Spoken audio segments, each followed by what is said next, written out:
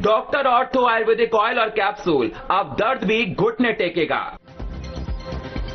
संसद पर आतंकवादी हमले की 24वीं बरसी, पीएम मोदी, उपराष्ट्रपति और दिल्ली के सीएम रेखा गुप्ता ने दी श्रद्धांजलि। राहुल गांधी ने भी वीर जवानों को किया नमन।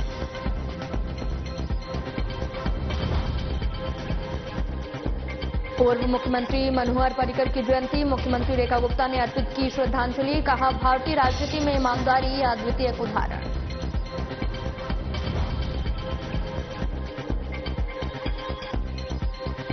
पूर्व केंद्रीय मंत्री डॉक्टर हर्षवर्धन का जन्मदिन, सीएम रेखा गुप्ता ने दी जन्मदिन की शुभकामनाएं। उनके स्वस्थ और दीर्घायु की कामना।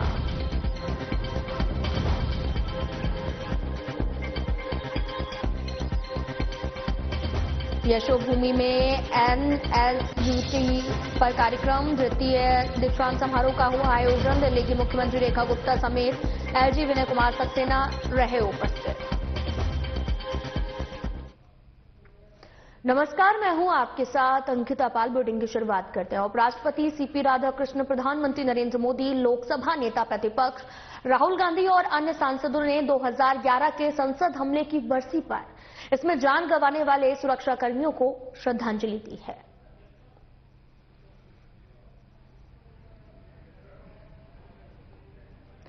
तो आपको बताते चलें कि संसद पर आतंकवादी हमले की 24वीं बरसी रही, जिस पर सैनिकों को श्रद्धांजलि देने का कार्यक्रम रखा गया और संसद पर आतंकवादी हमले की ये 24वीं बरसी है और इस दौरान कार्यक्रम का आयोजन भी किया गया। संसद पर आतंकवादी हमला हुआ था, जिसके आज 24वीं बरसी है और इस दौरान प्रधानमंत्री नरेंद्र मोदी भी पहुंचे हुए थे और साथ ही तस्वीरें आपको दिखा रहे हैं।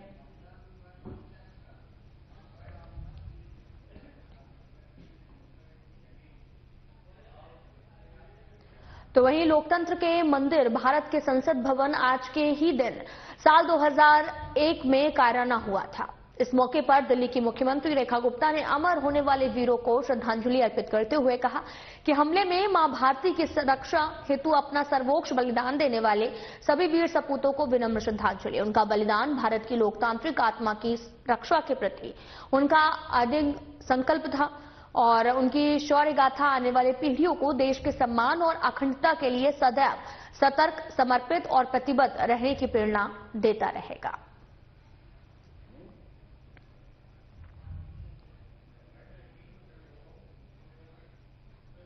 तो वहीं दिल्ली की मुख्यमंत्री रेखा गुप्ता ने एक्स पर पोस्ट कर पूर्व रक्षा मंत्री और गोवा के पूर्व मुख्यमंत्री पद्म भूषण मनोहर पर्रिकर की जयंती पर उन्हें विनम्र श्रद्धांजलि अर्पित की।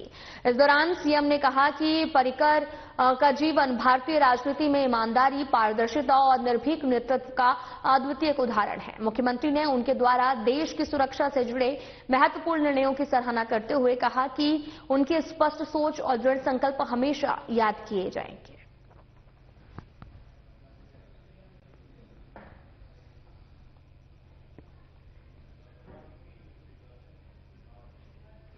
दिल्ली के सीएम रेखा गुप्ता ने एक्स पर पोस्ट कर बीजेपी के वरिष्ठ नेता एवं पूर्व केंद्रीय मंत्री डॉक्टर हर्षवर्धन को जन्मदिवस की हार्दिक शुभकामनाएं दी।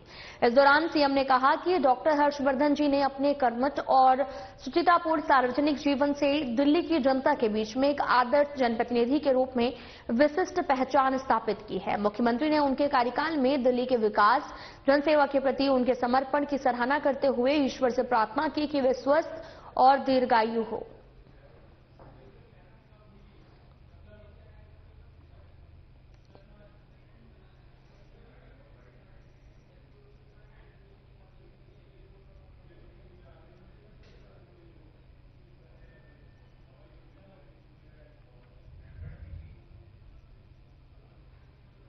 दिल्ली सीएम रेखा गुप्ता ने कहा कि यशोभूमि में Netaji Subhash university of technology का तृतीय दीक्षांत समारोह आयोजित हुआ।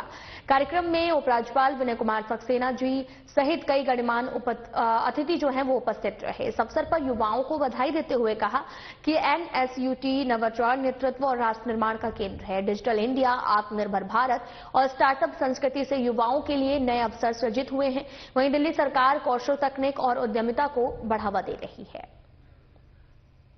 यहाँ पर मुझसे पहले संजय गुप्ता जी को, आशीष जी को सुन रही थी और वाइस चांसलर महोदय ने जो पूरा रिपोर्ट कार्ड पेश किया, किस तरीके से लगातार ये यूनिवर्सिटी एक्सीलेंस की तरफ बढ़ रही है, शानदार काम कर रही है, न केवल शिक्षा के क्षेत्र में बल्कि अपने स्टूडेंट्स को पूरी तरीके से आने वाले चैलेंजेस से समाज में देश के लिए काम करने के लिए तैयार करने की दिशा में आपने सेंटर ऑफ एक्सीलेंस के माध्यम से जो ट्रेनिंग आज के इन युवा साथियों को दी है, मैं चाहूंगी कि एक बार जोरदार तालियां यूनिवर्सिटी फैकल्टी के लिए, आप सभी के लिए जो लगातार यहाँ काम कर रहे हैं और देश में इस यूनिवर्सिटी का नाम लगातार रोशन कर रहे हैं।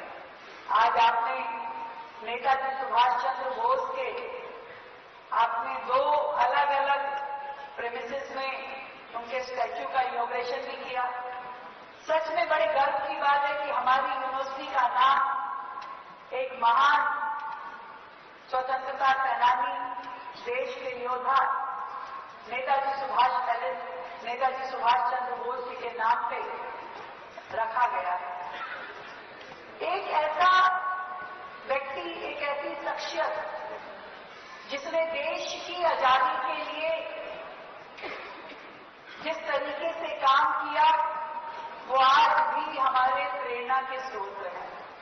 आज भी करोड़ों लोग उनमें अपना नेतृत्व देते हैं। आज जो आजादी उनकी दिलाई हुई है, उसे हम सुख भोग रहे हैं। और इसीलिए मैं ये कहती हूं कि जिस कवि ने वो लाइन कही है कि लाए हैं तूफान से किश्ती निकाल के, इस देश को रखना मेरे बच्चों संभाल के, वो हम सबके लिए एक मैसेज है कि हमारे उन लाखों स्वतंत्रता सेनानियों ने तो देश आजाद करा दिया, हम सबको आजादी की हवा में सांस लेने के लिए आज बहुत बड़ा उपहार दिया। तो इसके आगे क्या, आज आजादी के 78 साल पूरे हुए, हम इसके आगे देश को किस दिशा में लेके जाना चाहते हैं, ये तय करने वाली जो जनरेशन है वो मेरे सामने यहां बैठी है। आप सबने तय करना है कि हम अपने भारत को किस और लेके जाना चाहते हैं। कई बार आप में से कोई युवा सोच सकता है कि इसमें अकेले मेरे करने से क्या होगा। एक अकेले मोदी ही हैं जिन्होंने पूरे देश की दिशा बदल दी। बदली कि नहीं बदली? अगर बदली है तो जोरदार तालियां देश के प्रधानमंत्री नरेंद्र मोदी जी को।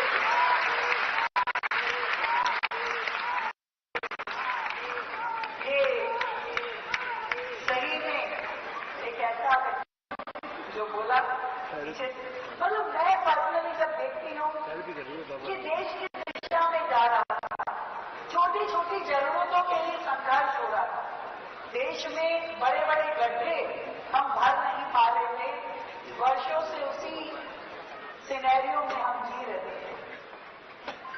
जब नरेंद्र मोदी जी ने देश को विकास की ओर लेके जाने के लिए सोचा, तो हर सेक्टर में क्या क्या काम हो सकते हैं उसको सोचा। कभी किसी ने सोचा था कि मोबाइल इतना एक्सेसिबल होगा कि रिक्शा वाले से लेके सब्जी वाले से लेके एक व्यक्ति के हाथ में बिना मोबाइल के जिंदगी संभव नहीं होगी।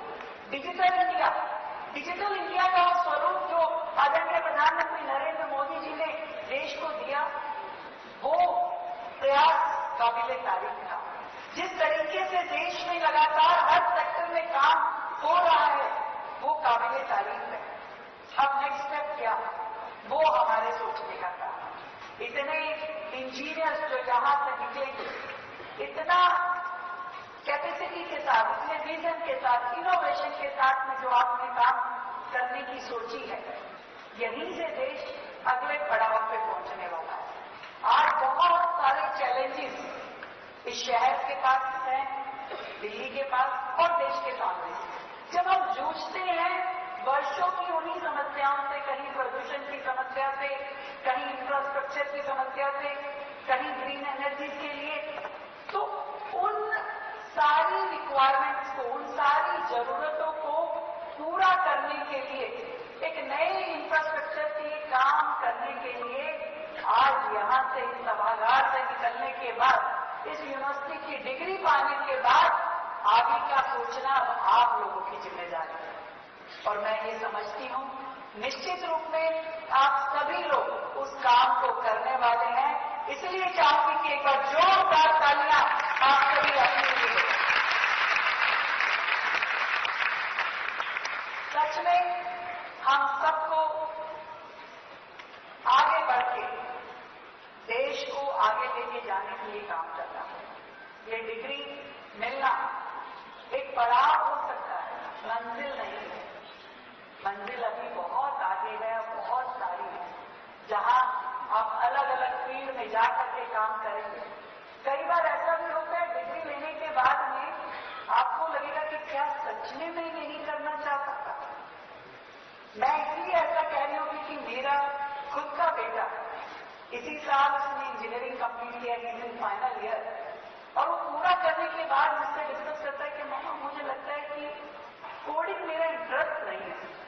मैं कहा वाह बेटा, 4 साल इंजीनियरिंग करने के बाद तुमको ये ध्यान आया कि कोडिंग तुम्हारा इंटरेस्ट नहीं है।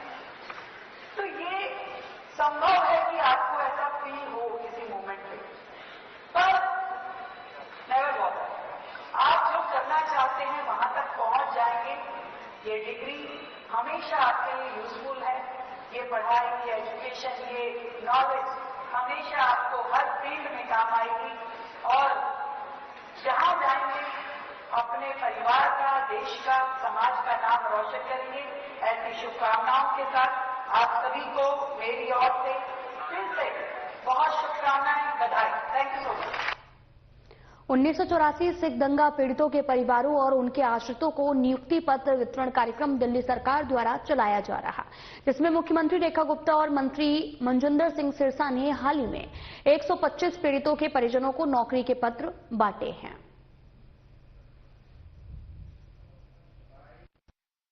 महोदय के सानिध्य में सुखविंदर हमारे बहुत ही आदरणीय,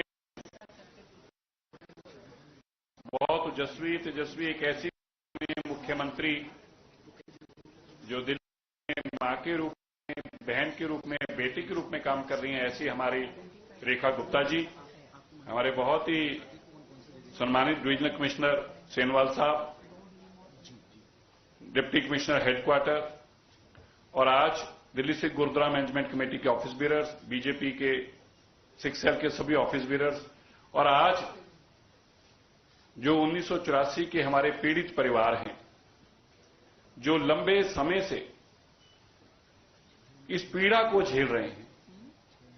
पहले तो इस बात की पीड़ा, जो दर्दनाक हादसा उन्होंने झेला, 1984 की जो पीड़ा उन्होंने झेली, परमात्मा किसी के सपने में भी ऐसा बुरा वक्त ना लाए, सपने में भी। मुख्यमंत्री जी, कई परिवार ऐसे हैं, क्योंकि मैं बहुत समय से इनके बीच में काम कर रहा हूं, जिनके एक एक परिवार के 15-15, 16-16 लोग उनकी आंखों के सामने जिंदा जला दिए गए। 15-15, 16-16 लोग, किसी के 3-3 जवान बेटे, किसी मां, एक मां जगदीश कौर है जिसके केस के अंदर सज्जन कुमार को उम्र कैद हुई है। आप देखिए, उसके हस्बैंड जो थे सरदार साहब, उनके वो 1971 की जंग जीतकर आए, डिस्टिंग्विश्ड ऐसे अफसर थे। उनको उनकी धर्मपत्नी के सामने जलाया गया, उनके बेटे को उनके सामने जलाया गया, और उनका बेटा आज मरा, जिसके सांस नहीं निकल रहे थे, और मां उसका सिर गोदी में रखकर, आस पड़ोस में से कोई उसकी आग बुझाने भी नहीं आ रहा था, और मां जले हुए बेटे का गोदी में सिर रखकर क्या अरदास करी, ये नहीं कह रही थी कि तेरी जान बच जाए, अब ये अरदास करी थी कि श्वास निकल जाए। कोई बॉडी को हाथ लगाने वाला नहीं था, कोई उसको पानी पिलाने वाला नहीं था। उस मां ने उस दिन प्रण लिया कि मेरी जिंदगी में, जब मेरा परिवार ही सब चला गया, और आप सोचिए कि उसी बाहर सड़क के ऊपर अपने घर का फर्नीचर तोड़कर अपने बच्चे का संस्कार किया। ऐसी पीड़ा और ऐसा दर्दनाक हादसा इस 1984 में हमारे भाइयों ने भुगता है। और उसके बाद जो कोई इंसाफ लेने जाता था उनको इंसाफ नहीं दिया जाता था। आप सुनकर हैरान होंगे, जो सज्जन कुमार के खिलाफ विटनेस थी, उनके एक बेटे को रात सोए को तेल डाल के आग लगा दी क्योंकि विटनेस दे रहा है, और दूसरी बहन उसकी बेटी के साथ जो किया वो मैं शब्दों में बयान नहीं कर सकता। ऐसे ऐसे दर्दनाक मंजर हैं कि अगर इंसान उन्हें पढ़ना शुरू करे, उन्हें पूछना शुरू करे तो अपनी जिंदगी रोते निकल जाए तो भी उसका दर्द कम ना हो। ऐसे ऐसे दर्दनाक मंजर हैं। और हमने इस लड़ाई को सड़कों पे भी लड़ा, कोर्ट कचहरियों में भी जाके लड़ा, लंबे समय तक हम इस लड़ाई को लड़ते रहे। आप सोचिए मुख्यमंत्री जी, दिल्ली के अंदर कांग्रेस की मुख्यमंत्री केवल इसलिए नौकरियां नहीं दे रही थी, उनको लगता था कि जब ये अखबारों में रोज छपा करेगा, कोर्ट के ऑर्डर थे कि फिर मुझे जवाब देना मुश्किल हो जाएगा। फिर केजरीवाल की सरकार आई, हमने बड़ी दरख्वास्त लगाई, कोई नहीं सुन। फिर हमारी दिल्ली से गुरुद्वारा मैनेजमेंट कमेटी, मेरे को ये सेवा सौभाग्य प्राप्त हुआ और मैं इसको लेकर हाई कोर्ट में गया।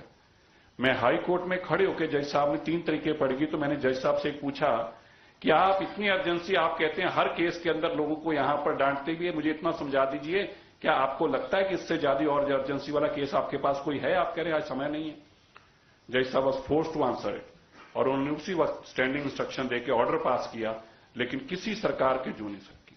मैं अपने मुख्यमंत्री जी का, मेरे देश के गृह मंत्री अमित शाह जी का धन्यवाद करता हूं। मैं, आत्मा सिंह लुबाना जी इधर बैठे हैं, जगदीप सिंह कालों, हम लोग जब माननीय गृह मंत्री जी के घर जाकर मिले, हमने उनको इस पीड़ा के बारे में बताया, तब जाके इसकी फाइलें शुरू होनी हुई। और मुख्यमंत्री जी की सरकार बनते सबसे पहला काम क्या किया, आप सुनकर हैरान होंगे। आपने पिछले दिनों में देखा कि गुरु तेग बहादुर जी के शहीदी पुरब पे कितनी भावना के साथ इन्होंने सेवा करी। तो मैं आपको बताना चाहता हूं, ये ऐसी पहली मुख्यमंत्री होंगी जिनके मन में ऐसी भावना और ऐसे भाव थे। पहली मीटिंग में ये डिस्कशन की गई कि क्यों अब तक ये केस सब लटके हुए हैं, सरकार नौकरियां देने को तैयार नहीं है जी। तो कहा गया कि तुरंत जो भी हम कर सकते हैं करिए, लेकिन इनको हर हालत में अगले 2 महीनों में नौकरियां देनी है। और आप देखिए, ये देश के इतिहास में पहली बार हुआ है, कैबिनेट बैठी, कैबिनेट ने ये फैसला लेना था। माननीय मुख्यमंत्री जी ने जो बड़े फैसले लिए वो शायद इतिहास में लिखे जाएंगे। एक सरकारें वो थी जो लोगों के गले में टैर डालकर आग लगा रही थी, और एक सरकार वो थी जो उनके जख्मों पे मरहम लगाने के लिए किसी हद तक भी जा रही थी। मैं आज आपको बताना चाहता हूं, जो अब तक के फैसले हुए ये कोई कर नहीं सकता। क्या 1984 के पीड़ित परिवारों के बच्चों को, जितने भी ऐसे पीड़ित परिवार हैं, अगर एक परिवार के 1 से ज्यादा भी लोग गए हैं तो उनको 1 से ज्यादा भी नौकरियां दी जाएंगी। दूसरा, इन नौकरियों की कोई उम्र सीमा नहीं होगी। अगर किसी की उम्र 60 साल हो गई है तो उसके आगे बच्चों को नौकरी दी जाएगी। ये पहले कभी नहीं हुआ। और मैं सेनवाल साहब के धन्यवाद करता हूं, जब मुख्यमंत्री जी ने कहा, अफसर डर जाते हैं, यार हम तो अफसर हैं, ये तो पॉलिटिकल लोग हैं, चले जाएंगे। जब ये फैसला किया तो सेनवाल जी मीटिंग में थे, माननीय मुख्यमंत्री जी ने कहा कि हर परिवार को देनी है, और कहा कि कोई उम्र सीमा नहीं है। और एक बात जो कही कि जिन लोगों को अगर नौकरी दे भी दी है और उनका 1-2 साल ही अगर बचते 58 साल उम्र है या 55-56 साल है तो कोई बात नहीं, उनको कहिए आप छोड़ दीजिए, आपके बच्चों को आगे देंगे। ये इतिहास में आज तक इससे पहले कोई नहीं बता सकता कि देश के इतिहास में ऐसा कोई कानून हो, देश के इतिहास में ऐसी कोई एक भी परंपरा रही हो, या देश के इतिहास में किसी भी सरकार ने एक ऐसा फैसला लिया हो। फिलहाल बुलेटिन में इतना ही। नमस्कार।